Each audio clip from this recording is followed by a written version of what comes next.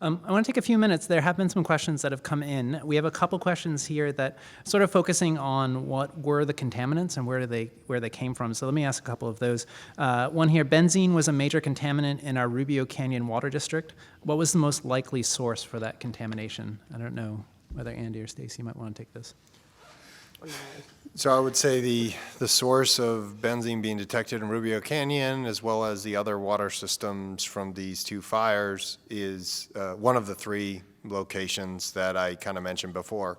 It's either from structure, combustion, and burning, it's being sucked into the water distribution system through the pipe, through the water meter, and into the water main.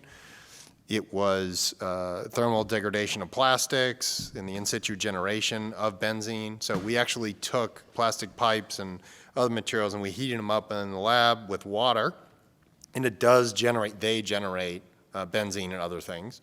Or just the third potential way that it gets in is through vegetation, trees and such burning, releasing these chemicals into the air and then being sucked in through the water storage tank vents or the open hydrants and such. So the science isn't there right now to tell you exactly what this benzene is from this issue. But there's some work that we're hoping to kick off where we're going to actually burn buildings in a very controlled environment and a safe environment, not actually like people's buildings. But we're going to, not here either, not here. It will be out east.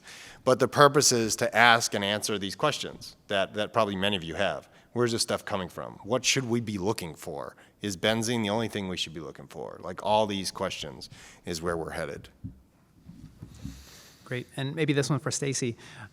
Question here about characterization of toxin speciation beyond just direct elemental analysis. So there's a question here, for instance, asbestos may not get flagged by ICP techniques. So exactly could you talk a little bit about the types of testing that you've been using?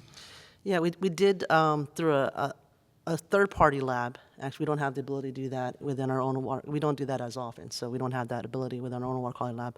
With third water quality lab, we did test for asbestos. Now, the type of testing, that is beyond my expertise. We do have our water quality manager here, Jack, that may know more about the actual testing protocols and methodology. Okay, great. The question came in from Anonymous, but if you ask that question, perhaps you can find Jack later after the presentation. Maybe just one or two more here. There's a question here about, in light of discrepancies between researchers' findings and results from at-home tests, in general, are you advising people to do at-home testing before the fire? After the fire? I'll take it first, and if you can add, we might actually have different ideas about this. So we'll see. One thing that was adding to the body of misinformation was some of the at-home testing, frankly. There a lot of folks, this is not common, right? So they're doing their at-home test, and they're like, oh my gosh, look at this number. It's different than my bottled water number. But frankly, that's well within safe drinking water. For example, it was TDS. I was like, well, we see that on that social media post, and we're like, that's great. That's lower than Colorado River water, So, but there's a lot of misinformation, and because of that, they're like, my water's not safe to drink. Everybody, neighbors, don't drink your water. So there's some dangers in home testing if you don't know exactly what the results mean.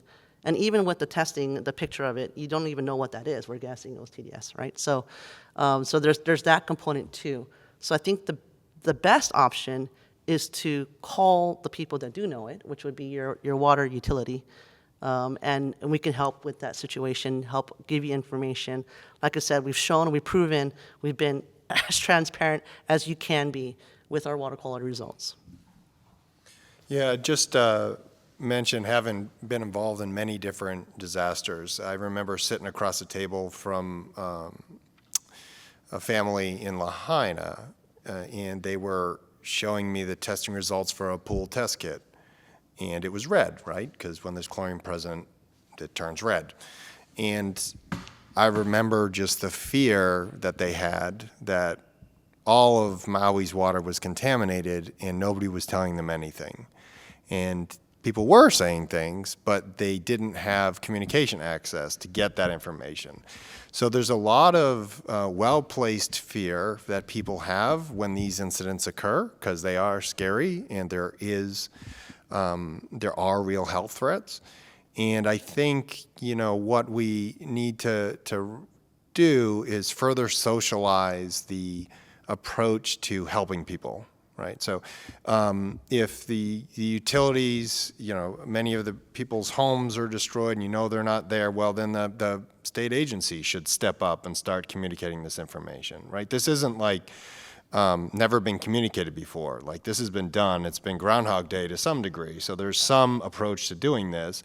And I think one of the issues is, in the absence of voices of reason, sometimes things get out of control. So I have seen TDS result meters say, my level is 1,600. Don't drink your water on Facebook. Don't drink your water. They're not telling you that. And this happened in Paradise.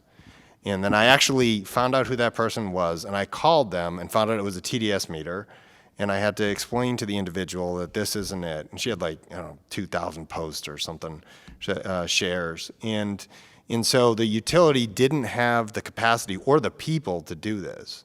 And so I think we just need better education for people. We need this, as you mentioned, the earthquake understanding of water system or wildfire situations, but we also need state agencies and county agencies to be on the ball ahead of time so that that information can be up so that everybody can go to it. So if they want to buy a test kit, they get the right one. And one of the other issues we've seen is companies will test your water. After Paradise, we saw companies basically testing any water that anybody brought to them in half-full mason jars that used to contain mayonnaise in them. And they would test it, and they would give the results back to them, and they'd say it's benzene-free.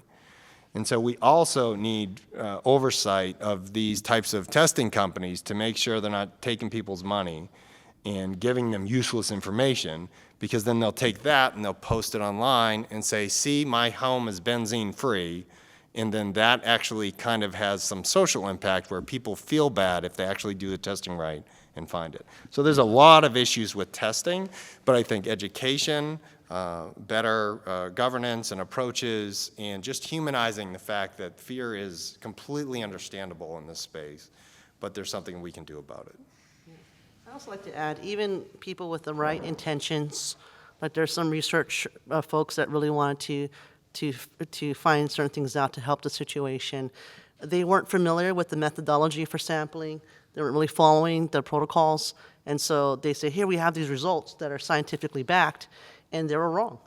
So all those things too. So even beyond just home testing, testing in general, even by very smart people, but if they're not in this world, they don't know all the protocols. So that's key. Excellent. Let me ask one other question, because it's been upvoted a couple of times, and I think it relates to this question about communication and potentially fear about what's possible and what's feasible. Question here is, there's been skepticism on enjoying beaches and other recreational water bodies. Is that something that people should worry about, and are there best practices to minimize exposure to toxins? Did that on beaches? So for me, generally, I don't go into a beach after a storm event, and I live near one. So that's a general kind of rule of thumb, unfortunately, in an urban area, right? Following a storm event, just to kind of contaminate just off the roadways that can be going down into the beach. So that's that. I don't think this adds to that. I think a lot of the debris, et cetera, was caught in the debris basins, frankly, in the wildfire itself. And so the county is working with that too. We had very strict policies about what we can put into the storm drains following the fire as well. And the cleanup itself is also very cognizant of not contaminating our rivers and streams and eventually our beaches as well. So I do think there's a lot of regulations and policy around that already, but my own personal thing is after a rain event, I don't go into the water for a little bit. Yeah, I would say, so we had a meeting with researchers who were working on Lahaina beaches about 2-3 weeks ago. And so it turns out that the lessons from there were not translated here. And the way we found that out is I called them and I said, hey, who called you from Los Angeles? And they said, nobody. I'm like, okay, well, this is a problem because you all learned a whole bunch of things there, did a whole bunch of research, and nobody here is adopting it. And so I think one of the issues is we don't, as scientists and engineers and scholars, we're not connecting, and we're not going to the next event to kind of pass forward that information. But also, when that event happens, nobody's calling back to find out what happened before. So I think we need to do that. As far as the beaches here, I've been basically just following Heal the Bay and their approach to the beaches and beach water quality. They were doing testing, a lot of testing after the fire. And I know there are concerns with ash and debris and other things on the bay as well. I think there needs to be a lot more work. There is no playbook for beaches. There isn't. So, like, after a fire happens, what are you supposed to do? And the way it is everybody just wings it at every fire. And that's unacceptable, right? And it's unacceptable in science.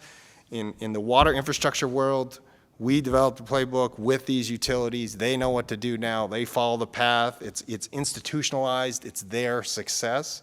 But when beaches are affected, there is no playbook.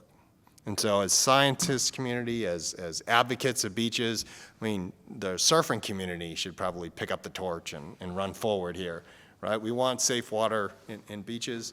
I think we need to kind of define that space and kind of plow forward. Yeah, you should have went first.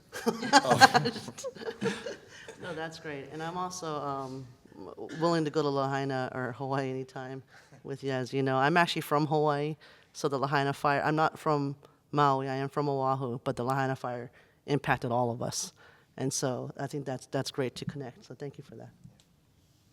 And that segues really nicely into sort of the last topic that we wanted to touch on tonight, which is thinking about water quality and its relationship to wildfire in a warming world. So you don't need to be a climate scientist to understand that living with wildfires and wildland-urban interface fires is becoming a much more common feature in Southern California, but really throughout the country, as we've seen again from Hawaii. So sort of shifting in that direction, maybe Hannah, you could start this time. Are there water quality related policies, and those may be national policies or more local policies, that should be revisited following the recent wildfires and in terms of planning for our future? So there's lots of regulations nationally, state, about water quality, and we have pretty comprehensive testing requirements to keep our drinking water safe.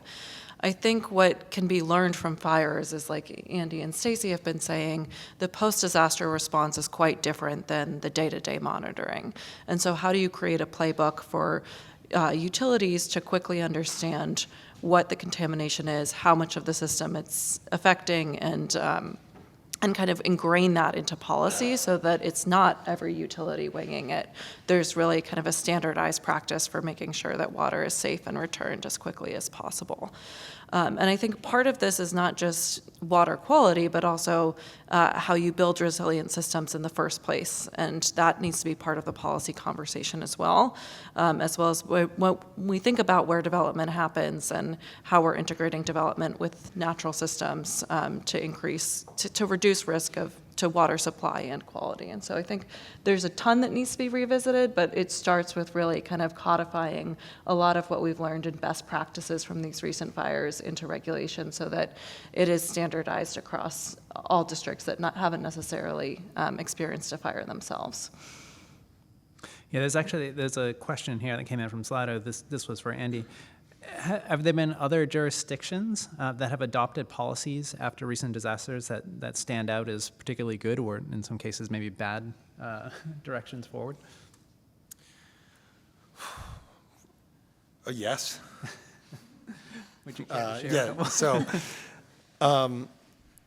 policy, as I interpret it, is a decision to do or not do something.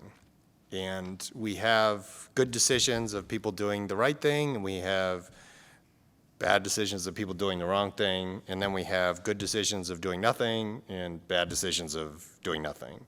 So I think, one of the challenges that I've found coming from the environmental engineering space is that we learn these principles of science and engineering, and then we apply them, and then we get into industry or the public space, and then everything becomes optional to some degree. And it's like, how is it optional?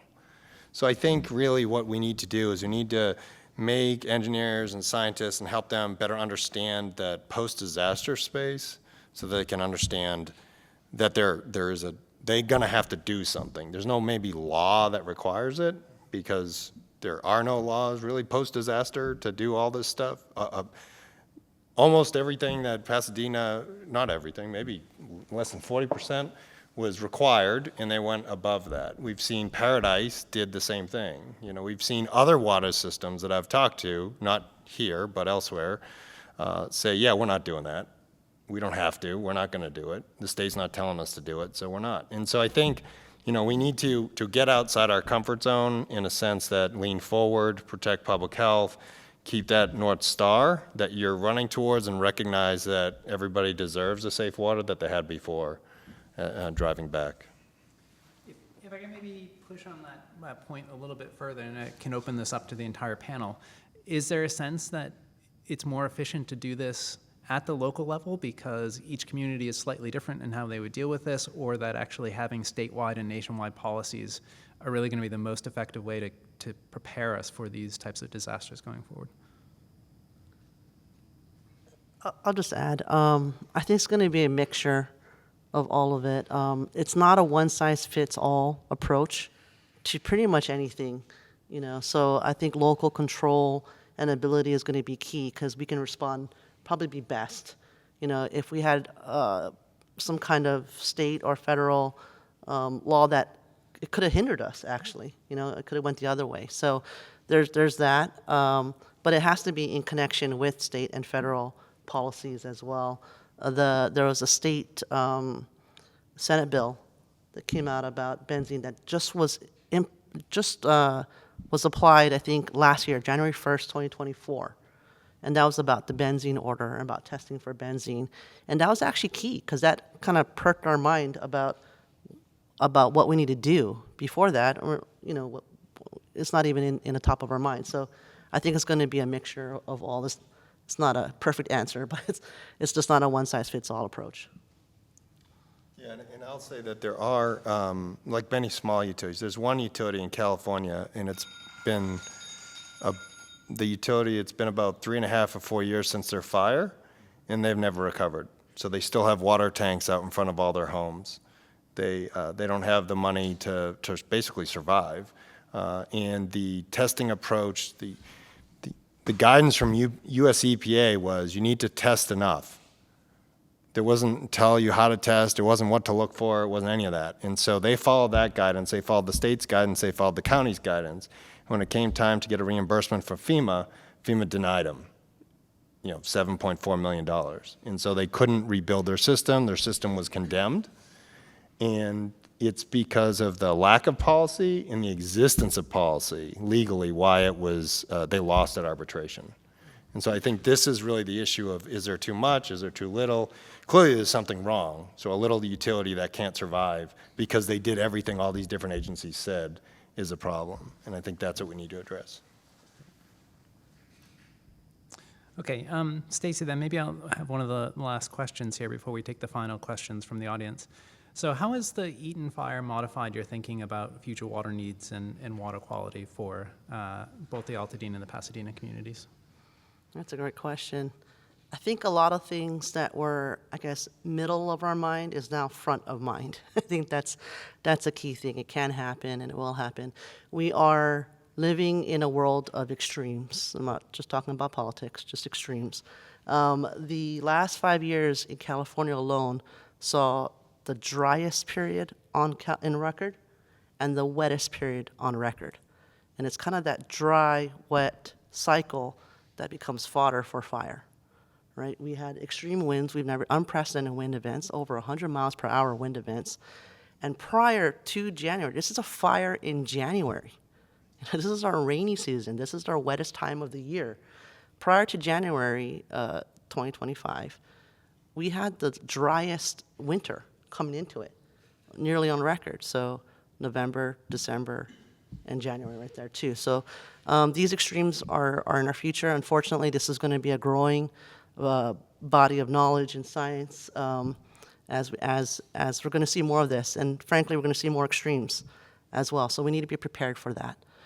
So it's kind of weaves into our future thinking for almost everything we do. Even just today, we're talking about what that means, what fire resilience means when we do a water shutdown for maintenance. How can we bring it back up again in case there's something like an event? So we're thinking about that all the way through with everything that we do. And it's not just about, I know a lot of folks think just add more storage. Luckily we didn't run out of water, but adding more storage is not necessarily just the answer, because in a warming environment, that means you have other water quality issues if that water's not moving. It'll lead to stagnant water within your whole system if you just build bigger. So there's all these different policies that are thoughts that we're kind of balancing in order to make sure that we have a resilient system into the future. And we also, I think it also helped encourage us to kind of do what we're doing, invest in your system, in a resilient system that'll save you so much more than trying to take care of it later when it's destroyed. Great, thanks, Stacy. Okay, so let me take just a couple minutes to address some of the last questions that have come in. If you did not have a chance to get on Slido and you have a question you really wanted to ask, feel free to just raise your hand and we could take a couple of those as well. So let's see, this is a question here maybe for Andy. In light of fire and other environmental impacts of plastics, do you think that we should change our opinion on the plastic pipes that have been approved by AWWA and also by NSF? So that's a loaded question, but it's a policy decision. You, as a utility or a community, get to decide if you're going to use certain materials. And we know that there's fire-resistant homes, right? You're not allowed to build with asphalt shingles in certain places. You're not allowed to have, pine trees all around your house, right, or laying on your house. Sometimes you're not allowed to have, you're supposed to close off the gutters, right, so the embers don't get in, or the attic roofs and such. So we have these acknowledgments that there's other material systems and approaches that we should defend against, or that somebody made the judgment call that it's not something that we're going to do. So I think we're not going to see any federal movement on building codes or standards. We may not even see any state movement in any ways. But there are definitely good questions to be asked about whether or not we should adopt certain codes. I will say that, after a state disaster, let's say like the 2024 Mountain View fire that was not a federal disaster in Ventura County, state taxpayer money is used to reimburse for the cost of recovery, as well as county money as well. And so, what the issue is the state taxpayers would then need to make a decision about what constitutes building codes and standards for the state, because state money would be used to support that. So I think right now we're at a policy decision or policy discussion, and I look forward to seeing more data that can inform that. Great, and maybe I'll open this to all the panel members. We heard a moment ago about winging it. Are there other important questions related to navigating disaster recovery where we're worried that collectively just winging it is not going to be appropriate, and where we need better science? Go for it, Andy. You start it. Yeah. I learned my lesson from the last one. So it's not unusual that the decisions about public health and safety are made without data. That's not unusual. What is unusual to me is confidence in making those decisions and then projecting that into the community and assuring everybody that everything's okay without any data to validate it. So I think we need, and we're seeing this in the water sector, we're seeing it in California, in Colorado, in Hawaii, Oregon, in Arizona, and New Mexico. We're seeing state agencies, utilities are really leading it, saying, we're not telling people the water's safe until we get the data to do that, and now we know what to look for, right? And sometimes I will tell you, having been in certain conversations, not with this fire, but others, states have been uncomfortable, and they're like, look, just test for this one thing, and if we don't find it, everything's fine. And the utilities said, okay, if something happens, are you going to be standing with us on the stage? And the state's like, no. So the utility's like, okay, we get the message. We are going to test the way we want to test because we need to know that our water is safe because we're here in the community. So I think that leadership that we're seeing, at least with fires, can start spidering out into other situations and also helping and supporting county governments and state governments and state agencies. Because generally when you have not necessarily great decisions happen, it's when people really don't know the answer and they're uncomfortable, and sometimes they kind of back themselves into a decision, which then they end up regretting. So if we get out there ahead of time and help people sooner, there's less likelihood that they'll end up in that position, which also can slow recovery down. Yeah, and if I can add about winging it, we're all heavily regulated, particularly with the State Division of Drinking Water. And I think one of the lessons learned here is that for the state agencies to be a little bit more cohesive there as well. I think different areas were getting different messages, especially at the beginning. But within a few days, got it all together. But so that kind of understanding within that organization itself can then help all the local agencies. So if the regulators are all informed and have a good, clear direction forward, then that'll trickle down to the local agencies as well as we start talking through what we need to do next. Great. And maybe just one last question then. One came in. Are there 2 or 3 critical improvements that PWP would consider that would harden the water infrastructure against future wildfire? Critical improvements. So one opportunity are the facilities that are damaged right now. So, for example, one of our reservoirs has been damaged by the fire itself. So how we rebuild that, like I said, we have that front of mind of how we can be resilient there. So that's one of the potential opportunities on how we do that, not just for fire, but also earthquake. A lot of our facilities, Pasadena has a long history, which is another way to say that we are old and we have old infrastructure. So this is also an opportunity for us to rebuild better. We look at that not just for fire, but for earthquake as well and any other emergency going forward. I think other opportunities too is, like I talked about, the emergency interconnections and how we can better partner with our neighboring agencies as well and beefing up our mutual aid. There was a point in this discussion way after the fire. I was talking with an organization, utility emergency, CUEA, right? I didn't even know that we were members. And so that was a key resource that we could have been using during the fire too. So I think our strengthening our partnerships, strengthening our interconnections, and really looking at opportunities to harden our system when available. At the same time, we don't want to be hindering the rebuild. So there's going to be a balance of that. So that's why we're making sure that we're working fast and proactively so that we can build resilient at the same time of rebuilding back fast. Perfect. Thanks, Stacy. All right. Well, I want to thank all the panel members. I want to give each panel member just maybe 30 seconds for a sort of closing remark to make sure that everything that they wanted to convey gotten across. So, Hannah, would you want to just close us out here? I just want to say thanks to everyone for being part of this event. It's really, why we're here is to be able to engage with the community and talk about the science and also the management. And so, yeah, just really excited to be here and to see so much involvement. I want to also say thank you for hanging around. And also, the panelists and moderator and the ringleader, thank you so much for everything. One last thing I want to say is you all are pretty lucky to be next to Caltech and with Caltech community members. You have exceptional access to knowledge and brain power.